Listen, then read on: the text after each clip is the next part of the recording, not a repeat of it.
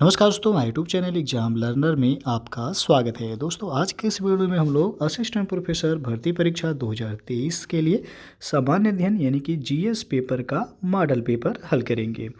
और जो assistant professor भर्ती परीक्षा है, ये आपका संभावित तिथि है अप्रैल या मई माह में यह परीक्षा संभावित है। इसका पेपर जो है अप्रैल में या फिर मई में हो सकता है। तो जो लोग असिस्टेंट प्रोफेसर का फॉर्म अप्लाई किए हैं उनके लिए काफ़ी महत्वपूर्ण है। 30 प्रश्न जो है आपका जीएस वाले पार्ट में पूछा जाता है और 70 क्वेश्चंस आपका सब्जेक्ट से होता है, वैकल्पिक विषय जो होगा आपका। तो टोटल 100 क्वेश्चन इसमें पूछा जाता है और आपका जो अंक होता है यानी कि अधिकतम अंक 200 अंक का यह पेपर होता है। 100 क्वेश्चन यानी कि एक क्वेश्चन 2 नंबर का आपका होता है। तो इसके पहले भी मॉडल पेपर और प्रैक्टिस सेट अपलोड किए गए हैं, तो जो लोग नहीं देखे हैं चैनल के प्लेलिस्ट में जाइएगा, आपको वहाँ से सभी वीडियो मिल जाएंगे। तो आइए शुरू करते हैं। आज का जो पहला प्रश्न है सामान्य अध्ययन का, विश्व के सबसे लंबे रिवर क्रूज एमवी गंगा विलास का उद्घाटन प्रधानमंत्री नरेंद्र मोदी द्वारा कब किया गया है? तो ऑप्शन आप देख सकते हैं। इसका उद्घाटन किया गया है 13 जनवरी 2023 को। यह याद रखिएगा, विश्व का सबसे लंबा रिवर क्रूज है जिसका नाम है एमवी गंगा विलास। इसका उद्घाटन प्रधानमंत्री नरेंद्र मोदी के द्वारा किया गया है। कहाँ पे? तो वाराणसी में इसका उद्घाटन जो है किया गया है। दूसरा प्रश्न है कि निम्नलिखित में से कौन सा युग्म सही सुमेलित नहीं है?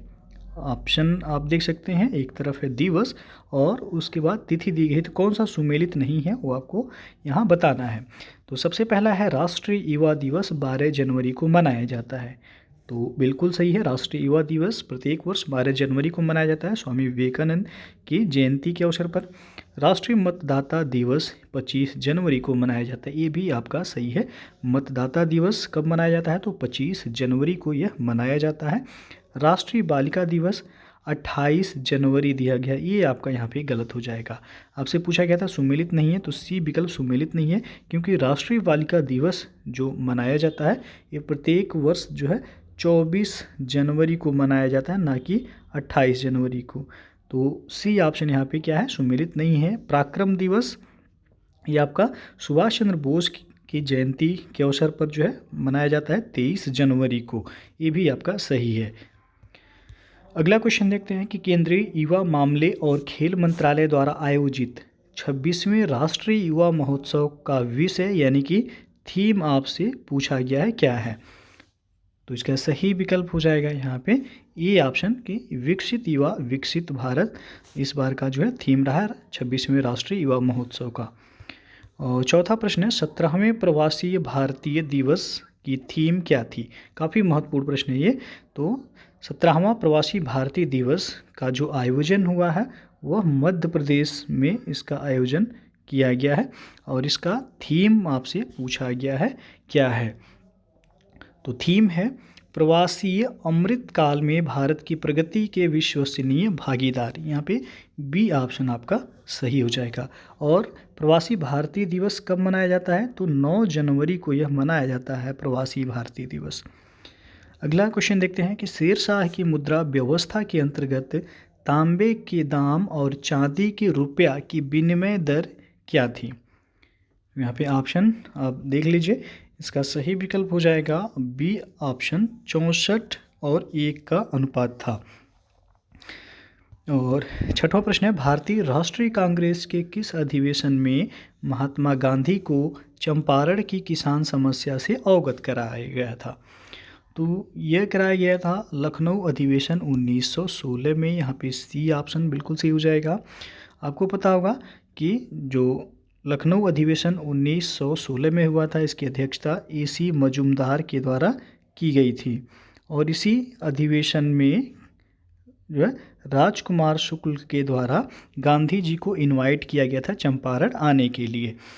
तो और चंपारण सत्याग्रह कब हुआ था? तो 1917 में चंपारण सत्याग्रह आपका हुआ था। तो आपसे पूछा गया था कि चंपारण की किसान समस्या से अवगत कराया गया था महात्मा गांधी को किस अधिवेशन में? तो लखनऊ अधिवेशन 1916। यहाँ पे बी ऑप्शन सही हो जाएगा।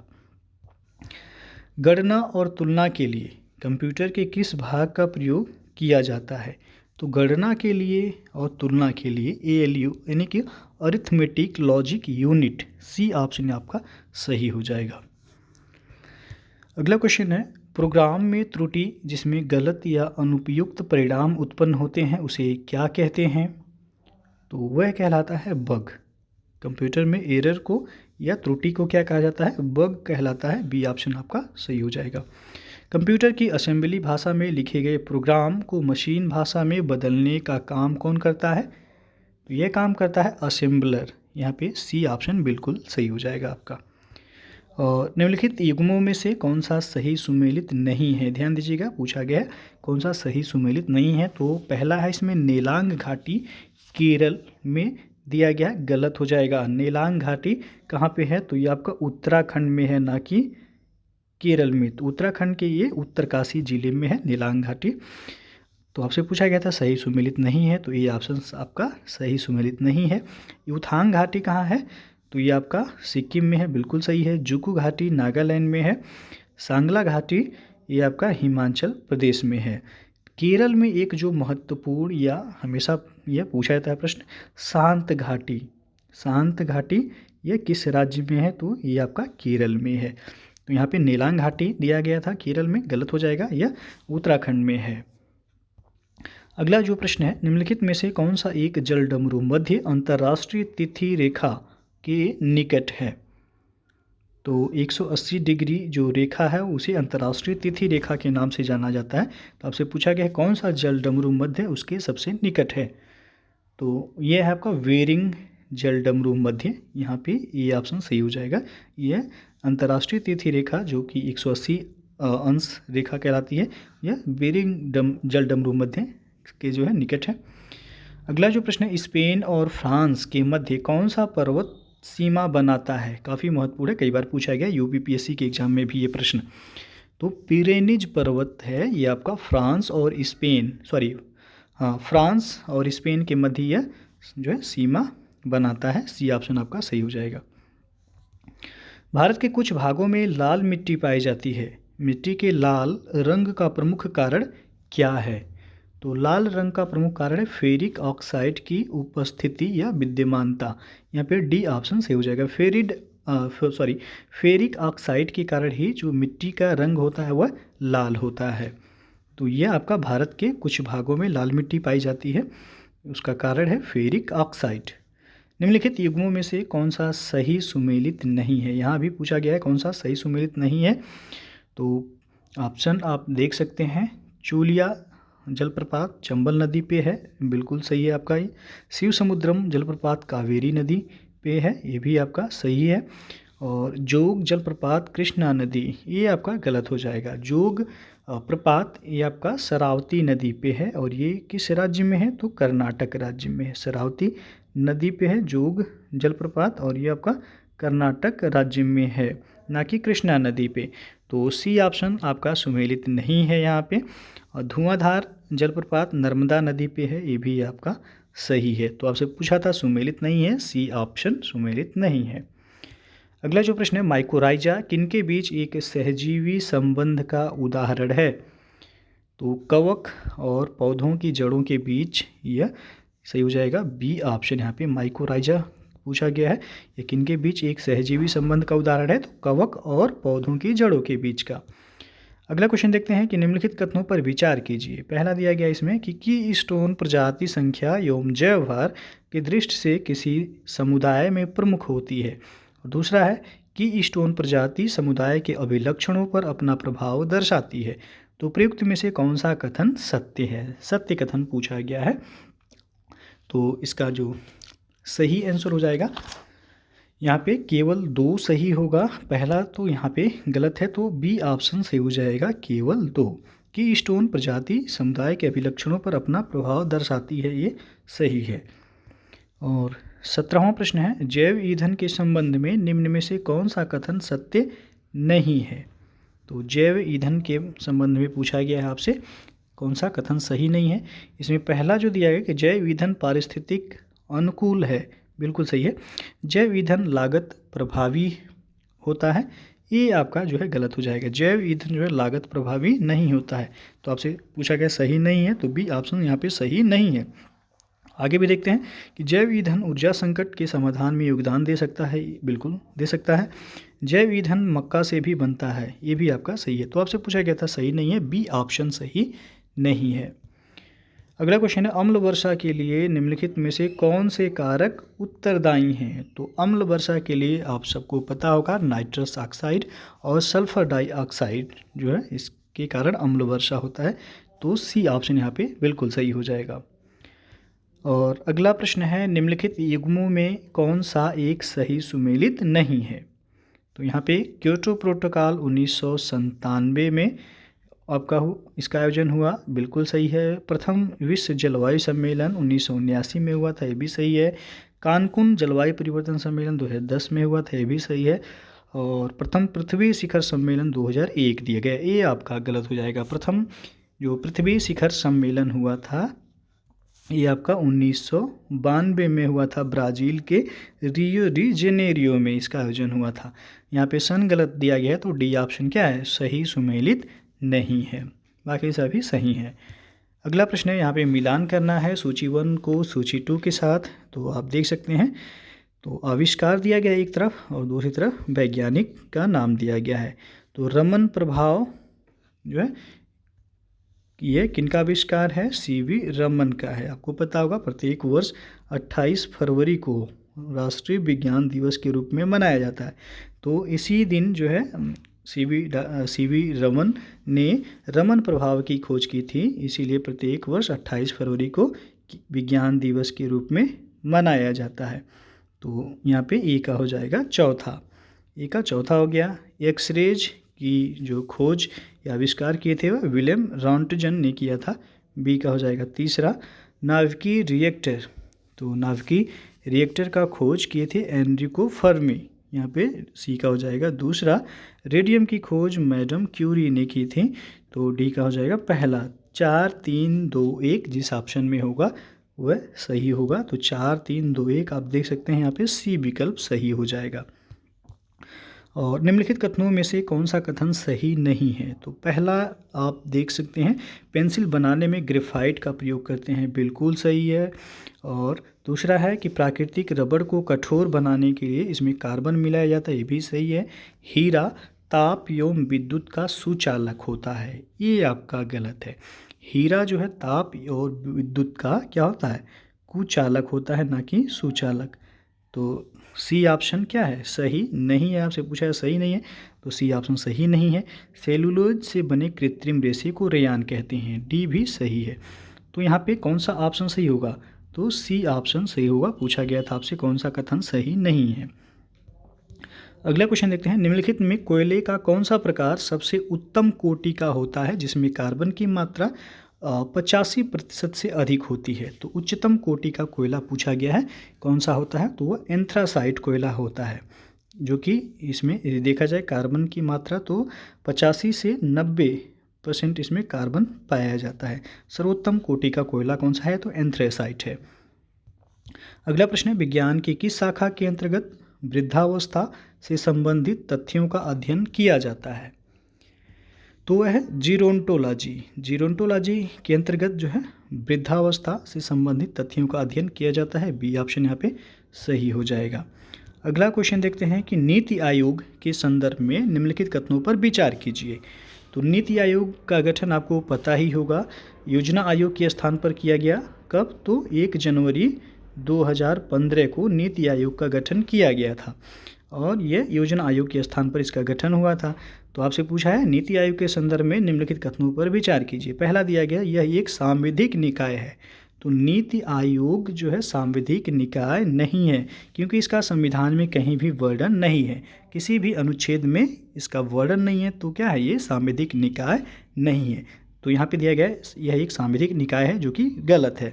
दूसरा दिया गया, प्रधानमंत्री नीति आयोग का अध्यक्ष होता है, बिल्कुल सही है। यहाँ पे जो नीति आयोग के अध्यक्ष होते हैं वह जो प्रधानमंत्री होते हैं। तो दूसरा तो आपका सही है। आपसे पूछा क्या है, तो उपयुक्त कथनों में से कौन सा सही है? तो सही तो केवल दूसरा है, तो आपका बी विकल्प बिल्कुल सही होगा, केवल 2 सही है, क्योंकि इसका संविधान में कहीं भी वर्णन नहीं है।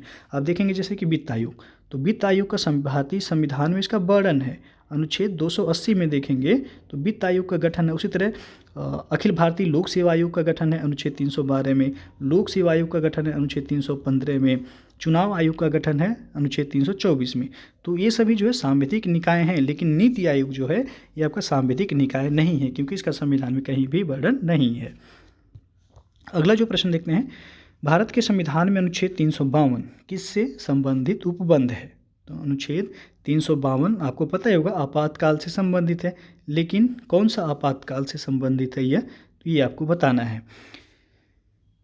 तो यहाँ पे जो सही हो जाएगा यह राष्ट्रीय आपातकाल से संबंधित है, आर्टिकल 352। और वित्तीय आपातकाल आपको पता ही होगा 360 है, जो कि भारत में अभी जो है एक भी बार वित्तीय आपातकाल नहीं लगा है। और राज्यों में संवैधानिक व्यवस्था की विफलता पर जो है आपका लगाया जाता है यह अनुच्छेद 356 के तहत।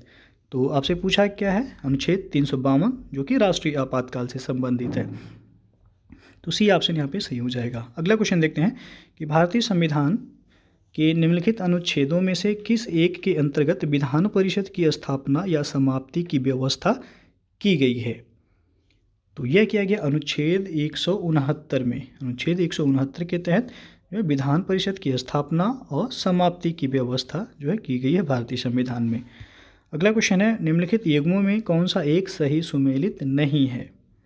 तो इसमें एक तरफ है अनुच्छेद और दूसरी तरफ विषय दिया गया है। आपसे पूछा है कौन सा सुमेलित नहीं है। तो पहला है अनुच्छेद 39A समान न्याय एवं निःशुल्क विधिक सहायता, बिल्कुल सही है आपका। अनुच्छेद 39A में समान न्याय एवं निःशुल्क विधिक सहायता दिया गया है। ये आपका आता है नीति निर्देशक तत्व के अंतर्गत आता है, जो कि आर्टिकल 36 से लेकर के 51 तक राज्य के नीति निर्देशक तत्वों का वर्णन करता है। अनुच्छेद 40 भी आपका इसी के अंतर्गत आएगा, जिसमें ग्राम पंचायतों का गठन है। अनुच्छेद 44 भी है समान नागरिक संहिता, ये भी आपका सही है। अनुच्छेद 48 ये आपका न्यायपालिका का कार्यपालिका से पृथक्करण, ये आपका गलत हो जाएगा।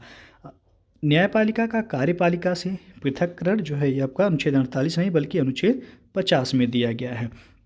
तो आपसे पूछा है सही सुमेलित नहीं है, तो डी ऑप्शन आपका सही सुमेलित नहीं है। अगला प्रश्न है, संविधान के किस अनुच्छेद में अखिल भारतीय सेवाओं का उल्लेख है? तो अभी आपको बताया गया पीछे क्वेश्चन में कि अनुच्छेद 312 किससे संबंधित है, तो ये आपका अखिल भारतीय सेवाओं से संबंधित है। और अनुच्छेद 315 ये आपका लोक सेवा आयोग से संबंधित है। लोक सेवा आयोग का गठन पूछा जाए तो आर्टिकल 315 होगा।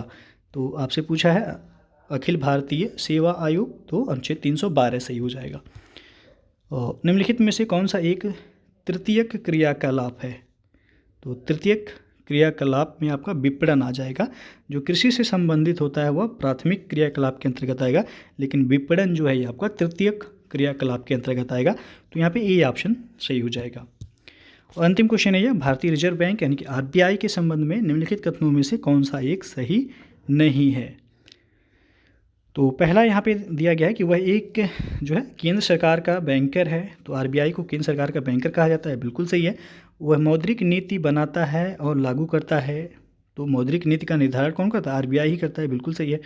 वह अंतर्राष्ट्रीय मुद्रा कोष के सिलसिले में सरकार के एजेंट के रूप में कार्य करता है, ये भी आपका सही है। और डी ऑप्शन यहाँ पे जो दिया गया है कि वह भारत सरकार और राज्य सरकारों के बीच वित्त का बंटवारा करता है। तो यहाँ पे यह क्या आपसे पूछा है सही नहीं है, तो डी ऑप्शन सही नहीं है, क्योंकि भारत सरकार और राज्य सरकार के बीच जो वित्त का बंटवारा करता है वह वित्त आयोग करता है, ना कि जो है आरबीआई करता है। तो डी ऑप्शन क्या है आपका सही नहीं है। तो यहाँ पे डी विकल्प सही हो जाएगा आपका। तो दोस्तों ये था आपका असिस्टेंट प्रोफेसर भर्ती परीक्षा 2023 के लिए जीएस यानी कि सामान्य अध्ययन का मॉडल पेपर। इसके पहले भी जो है मॉडल पेपर हल कराए जा चुके हैं। तो जो लोग नहीं देखे हैं आप चैनल के प्लेलिस्ट में जाइएगा, आपको वहाँ से सभी वीडियो मिल जाएंगे। वीडियो अच्छा लगा हो तो लाइक शेयर कर दीजिएगा, चैनल को सब्सक्राइब नहीं किए हैं तो सब्सक्राइब कर लीजिएगा, बेल आइकन को प्रेस कर लीजिएगा, जिससे आने वाले अगले वीडियो का नोटिफिकेशन आपको पहले मिलता रहे। तो वीडियो को पूरा देखने के लिए बहुत बहुत धन्यवाद।